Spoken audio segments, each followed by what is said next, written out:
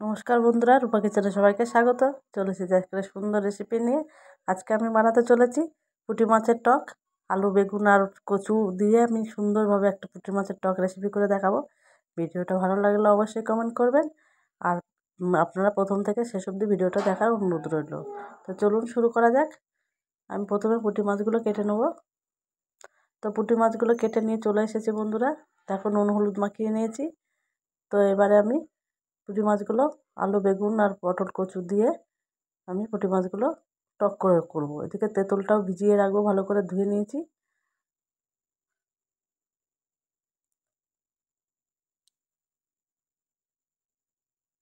তো এরপরে তেঁতুলটা ভিজিয়ে রাখার পর আমি উনুনটা ধরিয়ে নেব। উনুনটা ধরিয়ে কড়াইটা গরম করে নেব।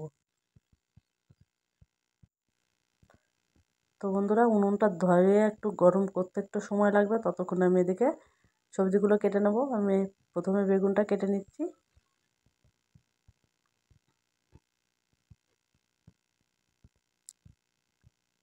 লম্বা লম্বা করে বেগুন সবজিগুলো আমি সবগুলোই কেটে নেব। পুঁটি মাছের টকটা করতে একটু লম্বা লম্বা করে সবজিগুলো কাটলে খেতে বেশি ভালো লাগে।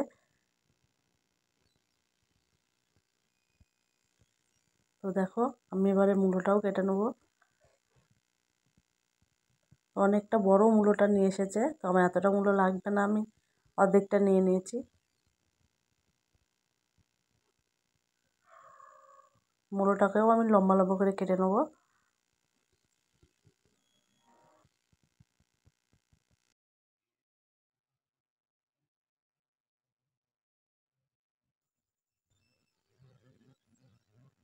তো এদিকে কড়াই গরম হয়ে গেছে, দিয়ে দিলাম সর্ষের তেল। এবার মাছগুলো ভেজে নেব। তেলটাকে একটু নাড়ি চাড়িয়ে নিলাম। তো কড়াইয়ের চারদিকটা তেলটা লেগে গেলে আমার মাছটা ভাজতে সুবিধা হবে। এবারে মাছগুলো ভেজে নিচ্ছি।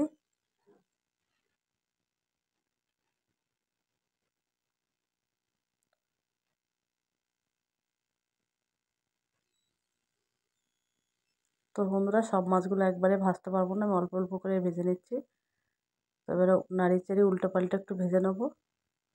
তো এখানে একটা কথা বলি যে পুঁটি মাছের টক করতে গেলে কিন্তু মাছটা কড়া ভাজা যাবে না, একটু হালকা করে ভাজতে হবে। দেখো, পুঁটি মাছগুলো আমার অনেকটাই ভাজা হয়ে এসছে, এবার নামিয়ে নিলাম এগুলো। তো এইভাবে সবগুলো পুঁটি মাছই আমি ভেজে নিয়েছি। তো এবারে এখানে ওই তেলের মধ্যে আমি ফোড়নে দিয়ে দেবো তেজপাতা, শুকনো লঙ্কা দুটো, আর দিয়ে দেবো কালো জিরে। তো এবারে ভালো করে নাড়িয়ে চাড়িয়ে আমি সবজিগুলো দিয়ে দেবো।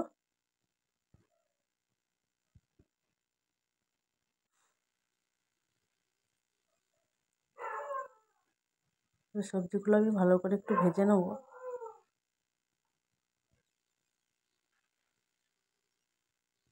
সবজিগুলো ভেজে নেওয়ার পর আমি এবারে আমার শাশুড়ি মায়ের পছন্দ মতো রেসিপি করছি আজকে আমি। এবার আমি স্বাদ মতো নুন দিয়ে দেবো। কাঠের জালের উনুনের জাল এতটা জোরে চলছে যে আমি বুঝতে পারছি না এখানটায়। তো এবার আমি রঙের জন্য হলুদ গুঁড়ো দিয়ে দিলাম।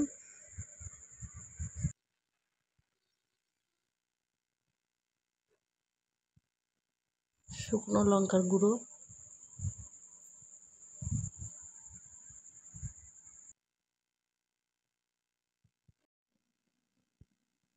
তো বন্ধুরা, তোমরা এখানে কাঁচা লঙ্কাও করে দিতে পারো, আমি শুকনো লঙ্কা দিয়েই করছি। এবারে ভালো করে একটু কষিয়ে নেব।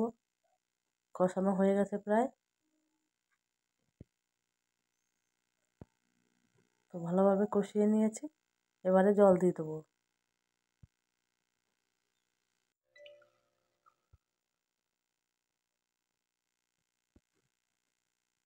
এবার জলটা দেওয়া হয়ে গেছে, এবার একটু ভালো করে ফুটিয়ে নেব। দেখো বন্ধুরা, শাশুড়ি মা বসে আছে আমার পাশে, আমাকে বলে বলে দিচ্ছে পুঁটি মাছের টকটা কেমন করে রান্না করতে হবে। তো এবারে মাছগুলো দিয়ে দিলাম।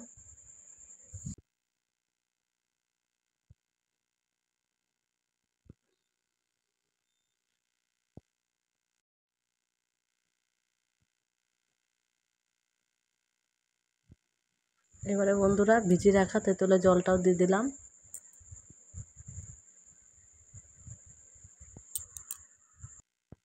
এবার একটু চিনি দিয়ে দিলাম মিষ্টির জন্য। তো মিষ্টিটা পরিমাণ মতো দিতে হবে, খুব বেশি দেওয়া যাবে না, অল্প করে দিতে হবে। তো ভালো করে নাড়িয়ে চাড়িয়ে নিয়ে তরকারিটা বন্ধুরা আমার হয়ে এসছে। তো এবার আমি জিরে আর ধনে গুঁড়ো করে রেখেছিলাম সেটা উপর দিয়ে ছড়িয়ে দিলাম।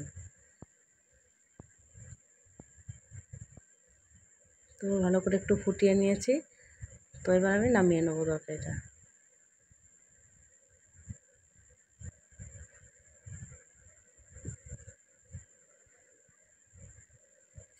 দেখো কত সুন্দর দেখতে হয়েছে বন্ধুরা। এবারে শাশুড়ি মাকে একটু টেস্ট করার জন্য আমি দেবো, মাও খেয়ে বলুক কেমন হয়েছে।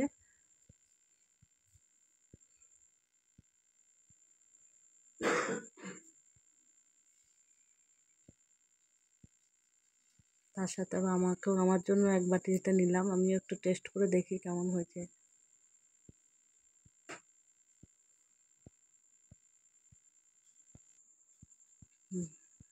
মাকে দিয়ে দিয়েছি, মা এবার খেয়ে বলবে।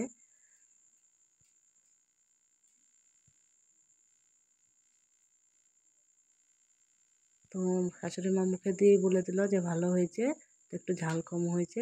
শাশুড়ি মা ঝাল বেশি খায় আর আমরা একদমই ঝাল খেতে পারি না, ওই জন্য শাশুড়ি মার একটু প্রবলেম হয়। তো বাকিটা ঠিকঠাক আছে। তো আজকে তোমরা যদি এইভাবে দুপুরবেলা গরম ভাতের সঙ্গে এই রেসিপিটা বানিয়ে খাও, দেখবে দুর্দান্ত লাগবে খেতে। তো আমিও একটু খেয়ে এবার দেখি কেমন লাগছে।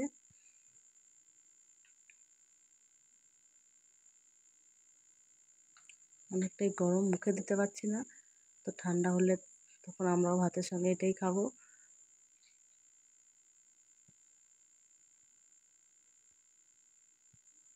অসাধারণ হয়েছে খেতে।